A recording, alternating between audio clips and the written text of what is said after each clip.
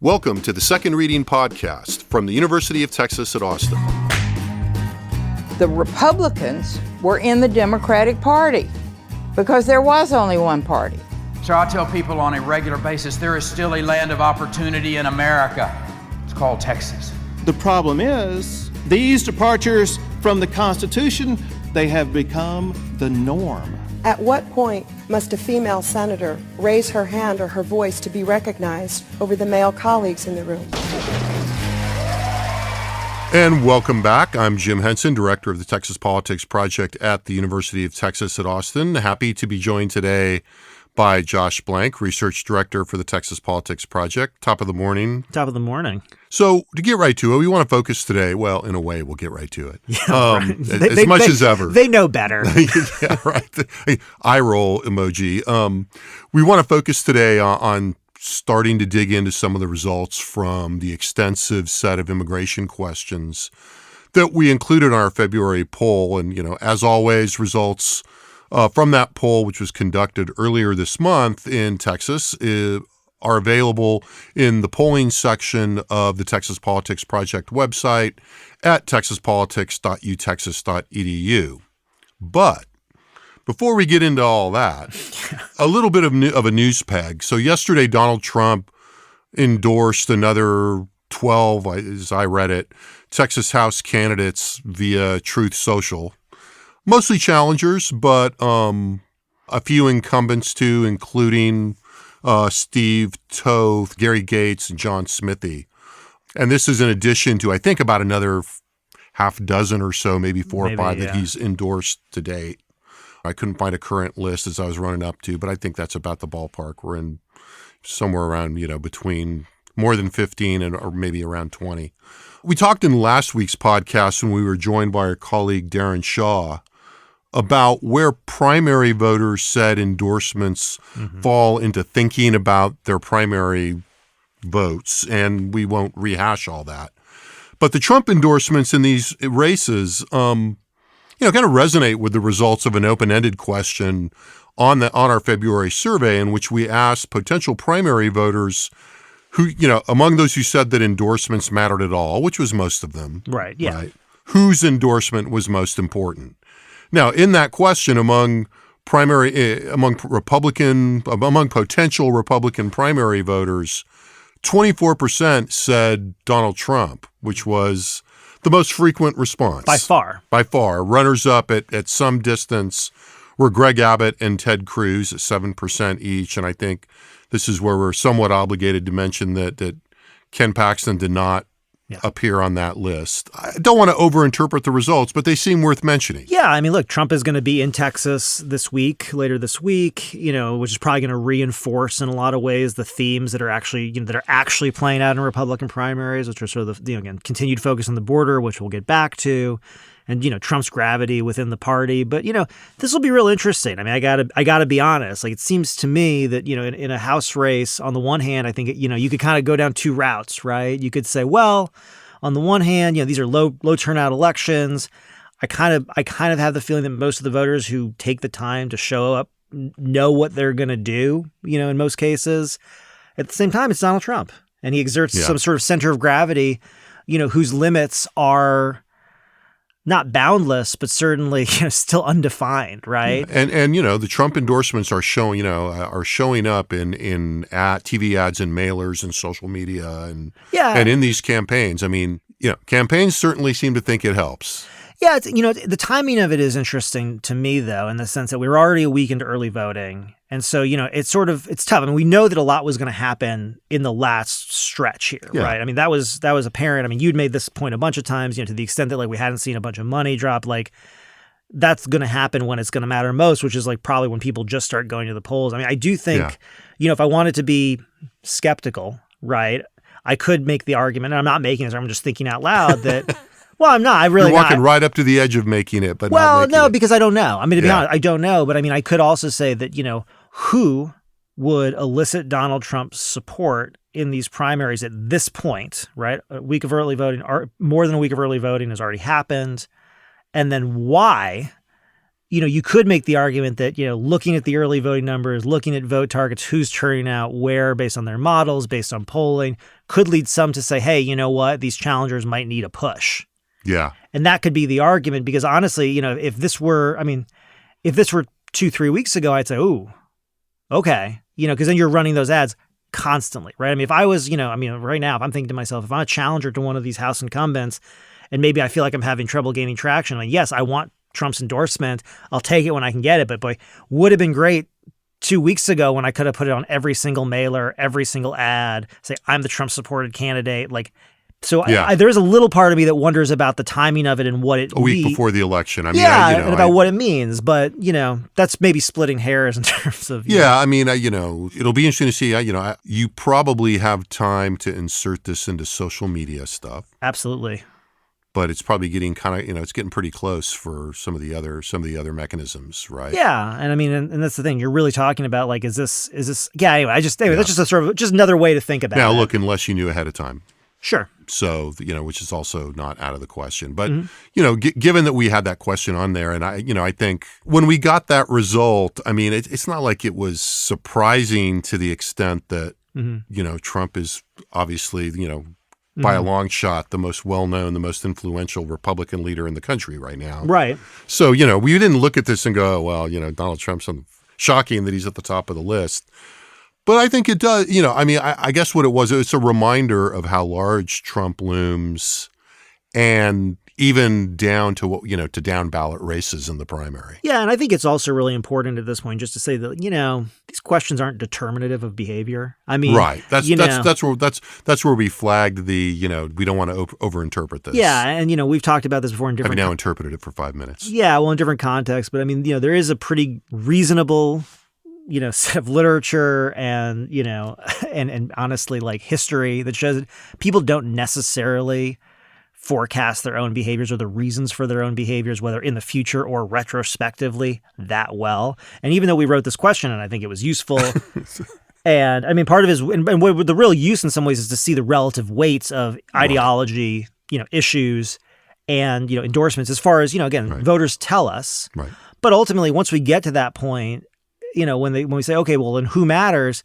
There is part of me that says, Donald Trump is the most prominent Republican in the country by a long shot. So for at least some of that 4% of people who said Donald Trump, that's just sort of like, well, Donald Trump, I guess. I kind of imagine. Yeah. I mean, I think, the other thing we get out of this is you kind of implying there's, we do get people's top of mind associations when it comes to who's out there in the political universe. And we did contextualize this in the context, put this in the context of the primary vote. So, well, and also I'll say this too, just to be naked about it, because I don't have any problem with this. I mean, the real reason to ask the question I think in my mind, certainly, I think in your mind, not to talk for you, is how much does Greg Abbott come up? How much does Ken Paxton come up? Yeah, right. Given, the fact that they're playing and maybe that's what I'm kind of recalling in terms of the Donald Trump and not a surprising result, but kind of not what we were most interested in engaging. I think that's a good read in terms of and it's important to note just for a methodological piece of this, people could list more than one person and we included them. So it's not as though someone said Donald Trump and we didn't consider all those other options.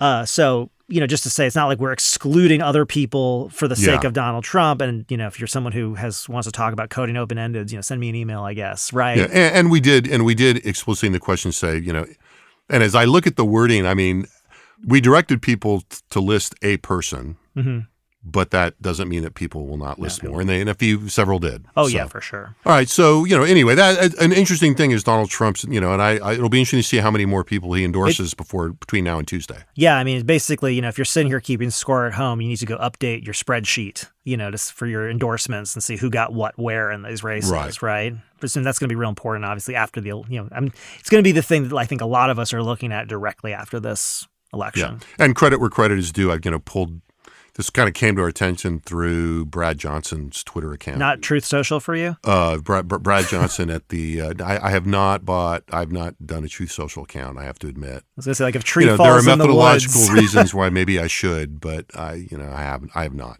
Well. So thanks to Brad for that, and I guess thanks to Kathy Grant for pointing that out to me, who follows Brad's Twitter account quite closely. Big fan of the podcast. There you go. Big fan of the podcast.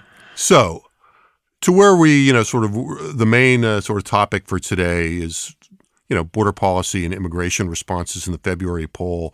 And, we were going to talk about this no matter what, but as Josh mentioned, Donald Trump and Joe Biden will be in Texas, albeit in different cities this week. I believe the current president is going to be in Brownsville. The former president is going to be in Eagle Pass, having campaign events, but both on the same day, on Thursday of this week. We're recording Tuesday morning.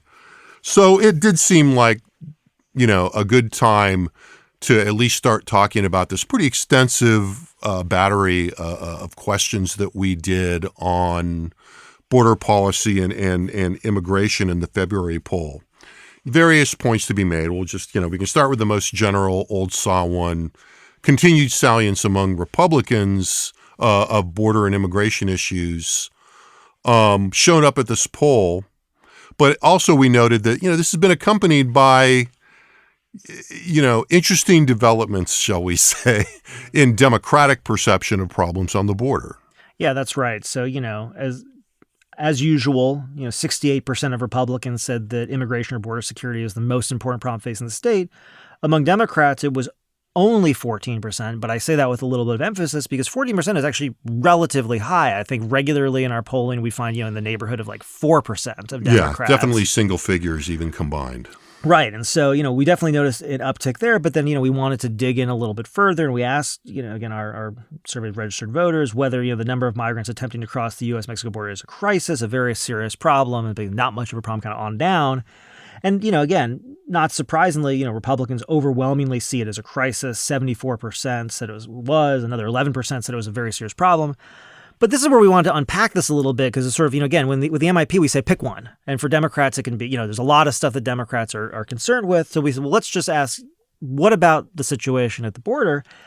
And among Democrats, when we asked this, 20% said it was a crisis, but another 37% said it was a very serious problem, which means, 57% of Texas Democrats see a policy problem when we're looking at the situation at the border. So it's not as though, you could say the Democrats are ignoring the issue or, just honestly, I think, don't see it. I don't want to say, for what it is, but I think in our previous polling and prior polling that we've done over a number of years, if someone were to say Democrats don't see the border as a crisis, but maybe a political issue that Republicans are trying to exploit, I would say, I think the data probably more or less, supports that notion.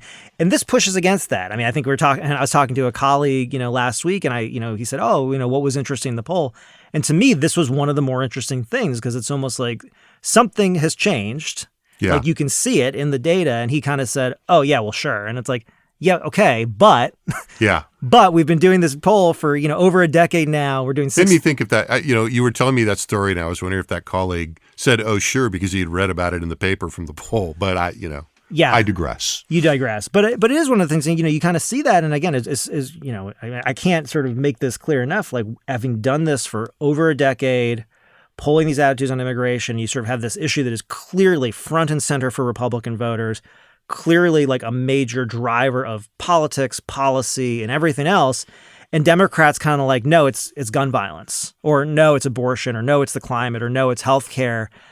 And this is the first poll where, to my mind, where I say, no, the Democrats see this as a problem, right? I think my initial reaction was, because obviously the Biden administration has made some major pivots in the last few weeks on, border issues. It's sort of easy to look at this and go, oh, they got some polling about 4 weeks ago that said something similar. Right. Not to be, like well, critical, and look, to be fair to your colleague, that could have been kind of what your I think colleague was alluding. What 100%, our colleague was alluding 100%. I think that's what he was alluding to. And nonetheless, we still need to measure things. Yes, and this is somebody who does a lot of measurement themselves. Right. It seems to me. So. The other thing, and so to develop that, we also saw, it's one thing for along the lines of that discussion and thinking about what was going on in national politics and the Senate bill and all, the Senate border bill and all that. It's one thing to say, okay, Democrats are recognizing it's a problem.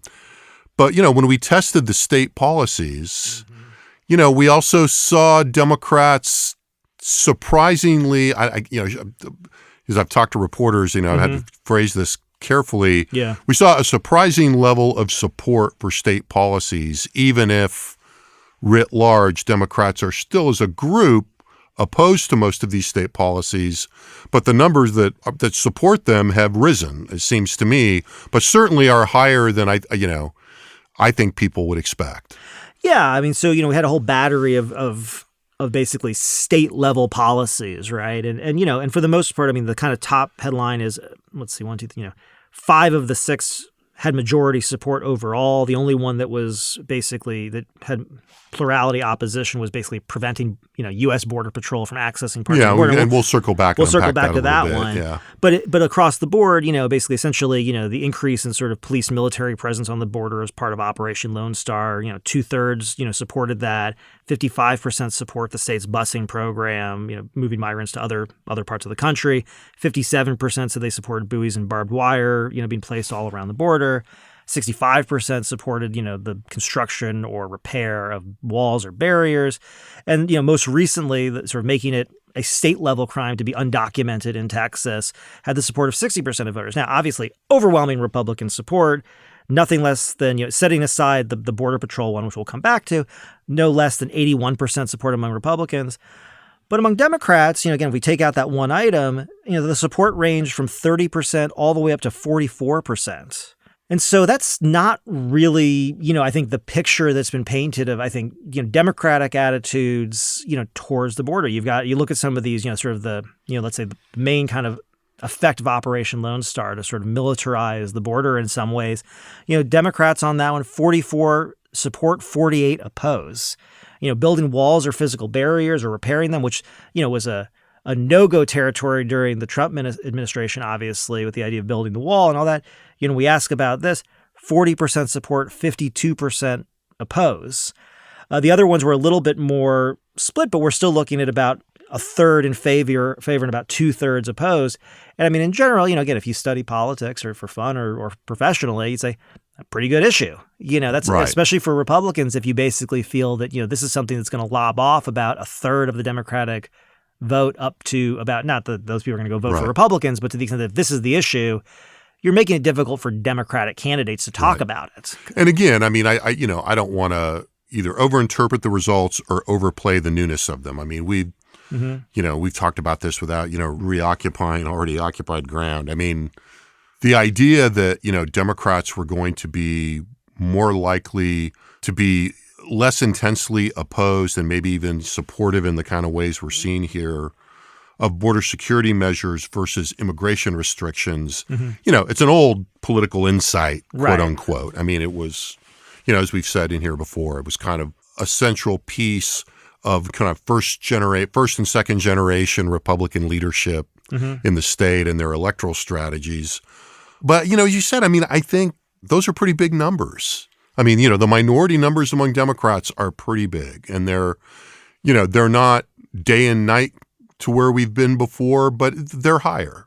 Well, I mean, look at it this way. I mean, another way to look at this is to think about like flip the parties and look at sort of the state's policies on abortion and sort of the political response or lack of political response there, where you'd say, you look at where the state has moved, in terms of its abortion bans, and you essentially see issues that are basically 60-30 issues among Republicans. You've got about a third of Republicans who think there should be some level of access across a range of scenarios ranging from, again, basically severe health threat to the mother to essentially, serious chance of a fetal abnormality, kind of the space that we're talking in right now about, where you might see changes to these laws.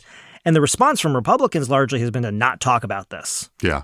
Just like, let's just stop. We've succeeded and now we're not going to talk about it anymore if we can help it.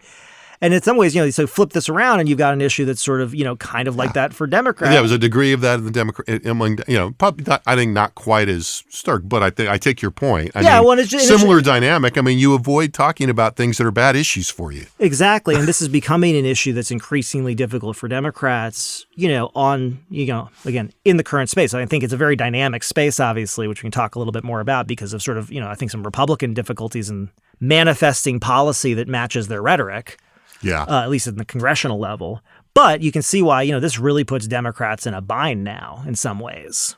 Yeah. And I think so, and so having, kind of laid that out, I also do want to let's talk a little bit about that border, about Border Patrol item. So talk a little bit more about that. Yeah, item. sure. So one of the things we wanted to look at was, I think one of the big sort of flashpoints over the last at least, couple weeks or month is essentially state DPS and I guess the Guard preventing Border Patrol from accessing a park in Eagle Pass. And there's been some, questions about the consequences of that. We don't need to go into all of that. Right. But essentially, in short, it's saying we're just not going to give Border Patrol access to parts of the border. And the spin-off issue that was partially in that area, but I think was also happening in other places where Border Patrol seemed to be making kind of tactical decisions at certain points to cut some of the barbed wire and to allow, for safety reasons in areas where there were migrants trying to cross over. So. Right. And that's not, and even that I'm not entirely clear on whether that was, for safety reasons or also that was just like they were trying to get onto the other side of the barbed wire themselves to access the border. Yeah. Ultimately, that was a huge political win for Abbott, I think, because, basically this, the court ruling was, yes, the federal government can cut the barbed wire that Texas is putting down to keep out migrants. And then Texas can say, they're coming to cut the barbed wire. Right. We told you, So they could and did. And as this discussion should illustrate, asking a question about this, pretty challenging.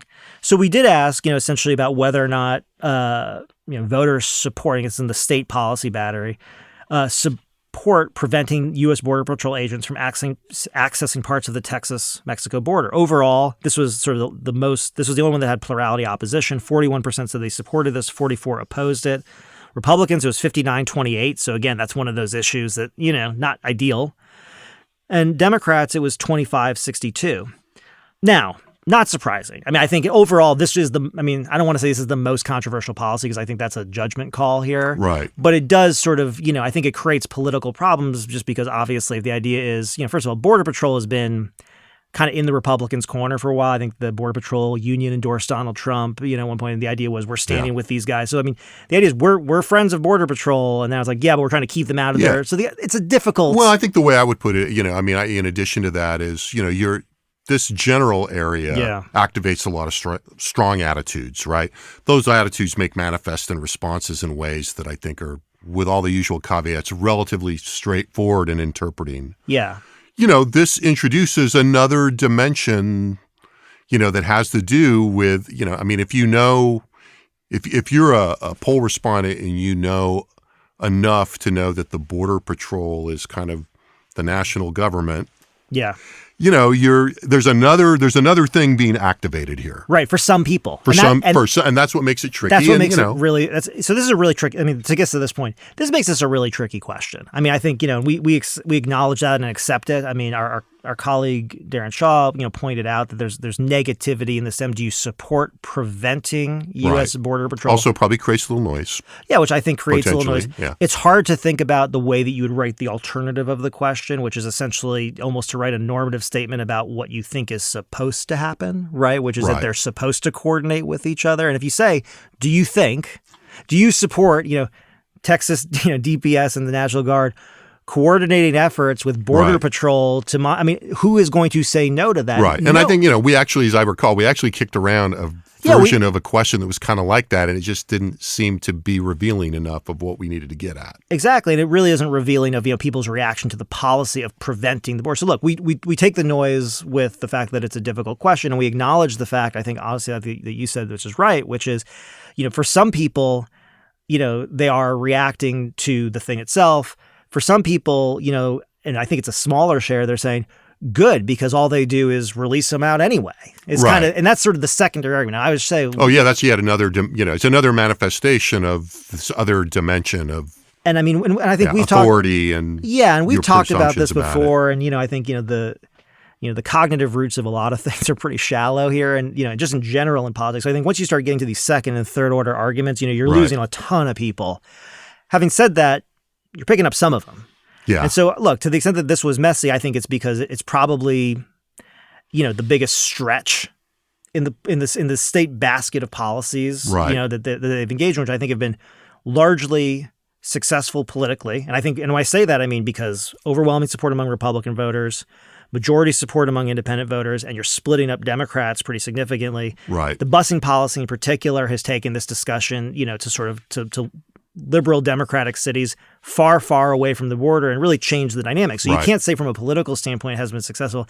This may be the one that's a bridge too far because it's relying on sort of a really a couple deep-seated set of attitudes that may or may not exist about, attitudes towards the federal government, attitudes towards, like immigration policy as you see it in the role of the Border Patrol, which is not going to be widespread. When we're trying to write about this for general audience, you sort of start using phrases like, strong cross currents. Yeah, exactly.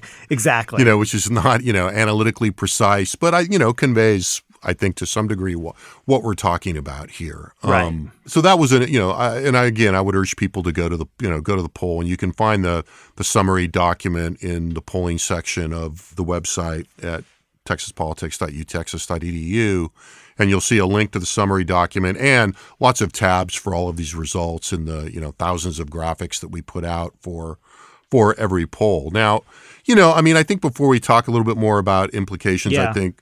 The other thing that we did here was to rerun, what we have thought about as our kind of attitudinal undercurrent questions. And so, we asked people about their views of legal immigration and of undocumented immigration. Again, these results are very consistent. We saw an underlying attitude about immigration that I think is also part of the political tactics that we were talking about before, particularly among Republican respondents. But also saw some movement among Democrats, even in responses to these underlying attitudes. Yeah, so let me lay them out and we kind of talk about it a little bit, right? So when we ask about, and I think this is really, this, again, if you want to say like, oh yeah, what's the news? This is really important. I want to say, when we're talking about state level policies related specifically to the 1,200-mile stretch that Texas shares with Mexico, you could understand Texas Democrats or some Texas Democrats looking at the situation, and it's kind of like a lot of other policy problems. Well, at least they're doing something, right? That makes sense. But then to the extent that we ask these more general questions about immigration, legal immigration, sort of the asylum process, well, now we're kind of taking a step back. And when you see, again, some movement there, and especially among Democrats, and we don't know the answer to this yet, but it does raise the question, is this the beginning of a movement or is this a blip related to what's going on right now? Right. Regardless, though, the point is that, the sort of state level border attitudes are not compartmentalized, right? Ultimately, to the extent we look at Democrats and their general attitudes towards immigration, it is clear that there is something going on here that's a little bit bigger. So when we ask about, legal immigration and whether the U.S. allows too many, too few, or about the right amount of people to immigrate here legally, because again, there's a lot of talk about, we're talking about illegal immigration. Well, now we're talking about legal immigration. 49% of Texans say too many. Among Republicans, that's 68%.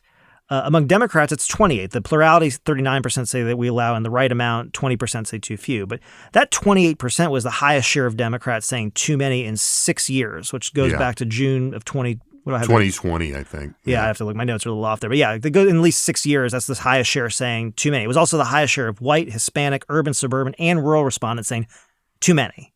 Yeah. That's legal immigration. Notably, and I thought we haven't talked about this, but notably, and this is sort of interesting within the sort of poverty dynamics, the sort of the attitude on that by college or non-college is a big gap. So when we look at those without a college degree, it's 55% say too many, 38% of those with a college degree.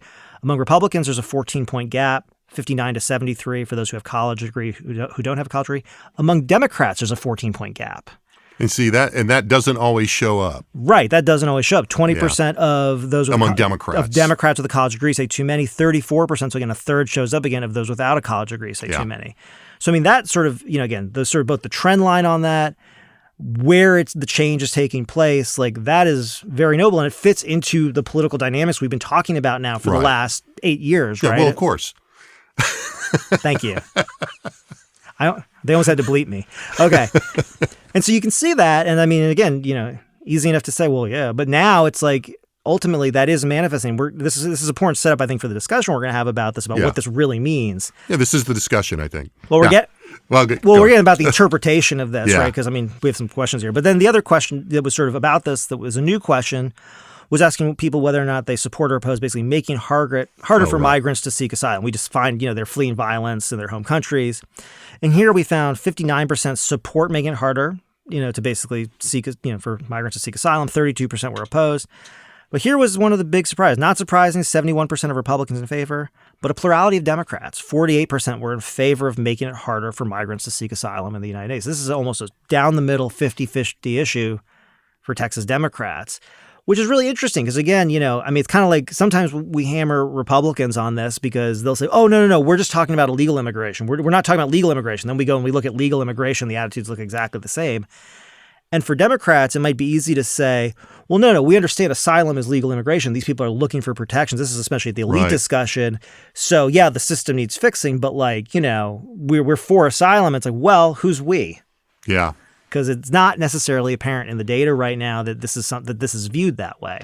So what are we to make of this, I guess? Yeah, I think, we've talked about this a bit since we got the results and have been talking about it as this has been kind of bubbling along. Mm-hmm. When we look at this, and look, there are, as you were pointing out in a couple of the things you talked about, and that if people look at the write-up when we released the poll, there's kind of more detail on this, but there is evidence of change among Democrats. Right. And so I think, the question that we've been talking about is, what to make of this. Is it durable? Right. Right. And it just speaks to questions that we'll just have to continue to probe. I mean, because we don't know what the why is here in terms of these changes. And so, the most obvious candidate is that, look, we have there's pretty clear empirical evidence that is getting picked up in most media that there is an increase in migrant crossings at the border. Right.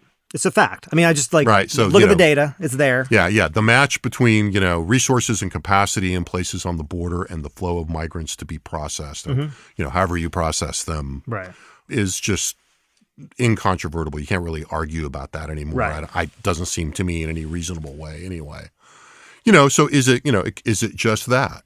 Right. Right. Is it the composition of the population of migrants? And I think this is, probably a relatively underexplored explanation or factor here, in that the more recent waves of migration, and I'm not enough of an expert to, in a reliable way, chart when that really started changing a lot or when we crossed the threshold, but certainly, the increase in people that are fleeing political violence, outside of the Western Hemisphere, sources of migration inside the Western Hemisphere, there's been a lot of change in the composition of this. And as you were pointing out, or, was kind of implied in the comparison, the question of asylum is, different than the question of simply how do we respond to undocumented immigration, or how do we respond to people wanting to get in. So there's a lot of candidates here, and I think we don't know yet, at least in a evidentiary way, what's driving these changes, I think. Yeah, I think that's... And there are other candidates as well. Yeah, I think, and I agree with all that. It's sort of, that's a good summary of it. And then, the sort of thing that kind of comes to my mind in this, and just thinking about sort of the coverage of this, because this did generate, a fair amount of coverage, is, is this a change of direction for Democrats, or is this like the manifestation of a new set of attitudes as they come to face a variation in conditions? Yeah, the reality of the policy problem. Right. Yeah. Not to be, the attitude object is, the subject of the attitudes is changing. Yeah. And so as I'm sitting here kind of thinking about this, one of the things that's sort of interesting to me is sort of considering whether, and you're looking at sort of Biden's movement on, increasing attention to the border. Right. And I think if you were to go and let's say, let's just say 2 years ago, 4 years ago, whatever, it doesn't even matter, but just put Biden in some other time and context. And if he were to say he was going to crack down, let's say, on the border broadly, whatever that means, I think there was probably an expectation, a lot of coverage would have said, whoa, wait a minute, what's the progressive base going to think about this? And and what I'm wondering is, did the progressive base, to the extent that it exists at all, ever really have concrete views on what this policy should look like? There's a lot of assumptions about it. I was sort of comparing it with you. We wrote a piece a long time ago now, but, there was sort of this almost trope kind of at some point whenever we wrote this. It was like, well, surely Hispanics in Texas have, quote unquote, liberal immigration attitudes. Right. And you kind of are like, okay, for some of the reasons you've already kind of laid out, like, why? Why would Right. we think that? And we go and look at the data and you find, well, that's not really a fair description. It's not to say that they have conservative immigration attitudes, but they tended to be mixed. Right. It tended to be a lot more nuanced than you'd think. And generally, it wasn't the case that you had, you looked at it and say, oh, every Hispanic voter thinks that, all, basically, we should give in-state college tuition to undocumented immigrants, and we should, open Right. that was just not ever evident anywhere in the polling data, right? Yeah. And there was plenty of, academic work, to that effect. Right. As this discussion has ebbed and flowed that, people have But those intermittently tried to get into the public discussion to some degree. But that idea of this, and I always say, what are you comparing it to? Well, you're comparing it to an expectation that's not really supported in the data, which is, well, all Hispanics are in favor of basically unchecked borders. And it's like, well, that was never true. Right. But if that's where you're starting from, then everything starts to be colored by that. And by extension, if you're a liberal Democrat, well, you're just... Yeah, if you're a liberal Democrat, you're just for open borders and asylum for everybody. And it's like, well, I don't think it was on top of mind for most Democratic voters, but also I don't think there's much evidence that that was necessarily the case. And so I think that, the way that I would put that in my own sort of sense of caution is, there was never evidence that that was the consensus position among Democrats. The way that, as you were talking about the state policy questions among Republicans, when you asked about immigration policies that were more open, more, tolerance. We used to ask about pathways to citizenship. Pathways that were more receptive to immigrants and less punitive of undocumented migration. You weren't getting support for those policies in the 80% and 90%. Right. You were getting support for those policies in the 50s and 60s. I think that's so. a rough, approximation. We could go back. Maybe in some cases, high 60s. Yeah. So what's interesting, I think, just because we care about politics here, right? And I think this matters just in terms of thinking about the politics as we go forward. Like, this issue is not going away. It's certainly going to be part of the 2024 campaign. And I think the question and sort of, unpacking, again, something that we've unpacked, for years now among Republicans, now we're trying to look at it among Democrats. And I think it really does condition how you think about it, because you might say either, on the one hand, you'd say Biden is turning his back on the base, on the other hand, or this is going to be the development of what the new sort of Democratic position is on the border. Right. And those are different things. Yeah, exactly. We don't know yet. And we don't know yet, but they're very different, again, ways well, to think about the and politics I think, of this. What's emerging from this discussion is something that, I probably should have put in the initial setup, but that I think is important here and comes out in the discussion is the role of elite signaling, right? Right, for sure. Which is, and I think it speaks to the point you've made a couple times in different contexts that, whatever Democratic attitudes were, it was not something that was a core top tier Democratic issue that the Democratic leaders talked about a lot. Right. And there were obviously some people for whom this was their issue. And there was a Democratic, to go back to last week's podcast, there was a Democratic issue public for immigration and to a much lesser degree for border security, but they're pretty small. Yeah, I half expect when you ask a Democrat about this, like let's say an elite, to say, Right. well, wait till climate change really starts kicking in. And Or, it's like, well, great, but, and so the mechanism maybe that we're kind of, stumbling around here for in some ways or kind of exploring is that, as the issue as the issue becomes more prominent and the actual manifestation of these issues on the ground comes harder to ignore, the differences among Democratic elites come out, and the political responsiveness of some elites like Joe Biden and his team become more public. You do get an elite signaling that begins to activate some of these attitudes that, I suspect that what we get is some of the don't knows are now moving into, are beefing up the what has been historically the minority Democratic position. Well, and I think where you really see that is in the asylum. We just need to look at the data is in on the that. asylum question. I think in a lot of ways, what elites do is they allow Democrats who maybe had not thought about this issue as much before, who would have leaned on some other sort of, normative kind of, whatever, let's say inclusivity, other sorts of part of, what it means to be a liberal or progressive or whatever, to inform something that they're not really thinking about much. Well, now they're thinking about it. And now the question was, okay, well, if there is an issue at the border. Then they look up to see what the elites are saying. Yeah. And then Biden says, well, the asylum, if he says like, hey, we'd like to work on the asylum process because it's a problem. Well, all of a sudden it gives a lot of people who see themselves as progressives, who see themselves as liberals, as good Democrats, license to say, oh, that's reasonable. I'm not, not to put too fine a point on it, but I'll just do it anyway. I'm not a racist if I think that I want to tighten the asylum laws. Yeah. I'm not a bad person. It's just that this isn't working. Right. I'm not a Democrat. Not a Democrat anymore because look, there are Democrats. In fact, the highest elected official Democrat is basically saying we need to do something differently here. In addition, and there's a lead into that, to be fair to lesser elites, shall we say, or lesser opinion leaders.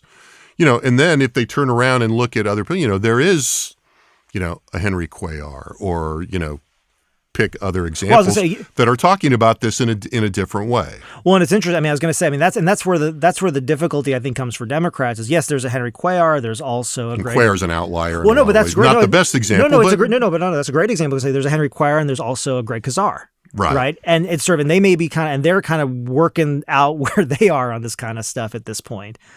But in some ways, they don't have the voice. They don't have the megaphone that the president has. So, this is going to be an interesting development. This is really, to me, I was talking a lot during the last election cycle with, sort of Beto O'Rourke's silence on the border and what a damaging sort of position it was for him to not sort of have any sort of clear statement about what a Democratic governor's office in Texas would look like with respect to the border, given the concern.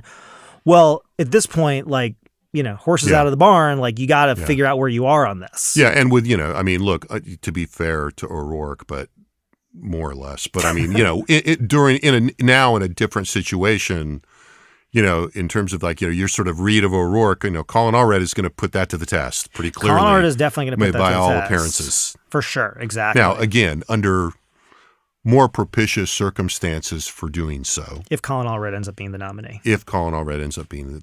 So, he's putting to the test in the primary. Yeah, he is putting to the test. Yeah, exactly. Right, but that's in some ways, that's actually the hard test, right? Because to the extent that there are, progressive, liberal, whatever you want what the actual primary electorate looks like. Yeah, if you're thinking about where there are going to be more progressives, more liberals, to the extent that, this idea floats out there that, those voters are essentially, I don't want to say for open borders, but are just significantly less inclined towards punitive measures. Less inclined towards. We shouldn't say for open borders. No, they're for. Well, I didn't say that. I said that's not what I'm saying. I just want to be clear. Well, that's what some people might say. Yeah. But to the extent that they, are not, let's say, in favor of the most punitive policies, is that going to, manifest itself in the primary much? Right. We'll see. And then, just to go back to Republicans for a beat to close it out, the Republican manifestation of this right now, I think, is, something we talked about in the podcast last week, but just to tie it to this, is that for all the, internecine talk about and the, inside baseball talk about Abbott endorsements and Paxton endorsements and the hit list of people that voted against Paxton and the hit list of people that voted against vouchers, we're not seeing a lot about either one of those ads about either one of those issues in the ads and the social media. We're seeing a little bit, in micro-targeting. But for the most part, what we are seeing is border security. Yep. And, whether it's incumbents saying, I voted for it, I was fully on board with all the things the legislature's done in the last session or last couple of sessions, or it's incumbents trying to mount an argument of, the ones I've seen have been of varying degrees of accuracy and truthfulness. Challengers that, incumbents have not done enough on border security. Border security is the coin of the realm right now in the Republican primary. And, however you're gonna massage that, as all of these numbers that we talked about this week and last week suggests, that's the magic bullet if you can fire it and hit the target. Yeah.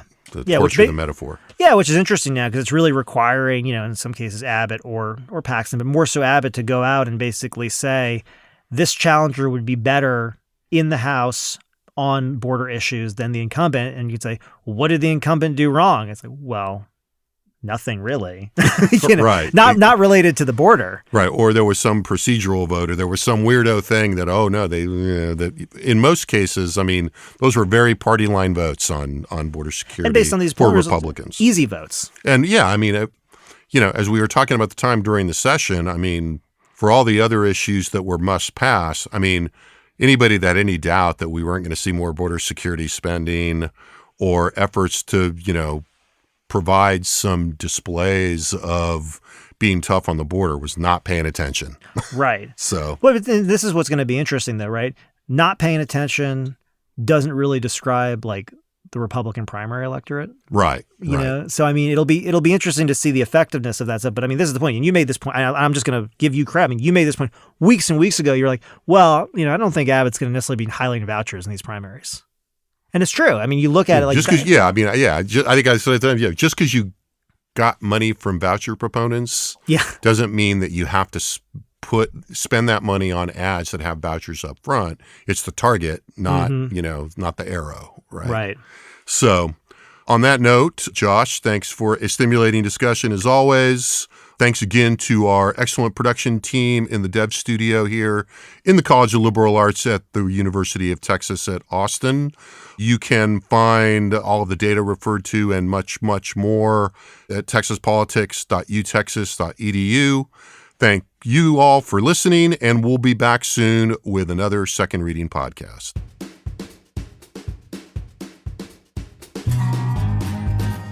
The Second Reading Podcast is a production of the Texas Politics Project at the University of Texas at Austin.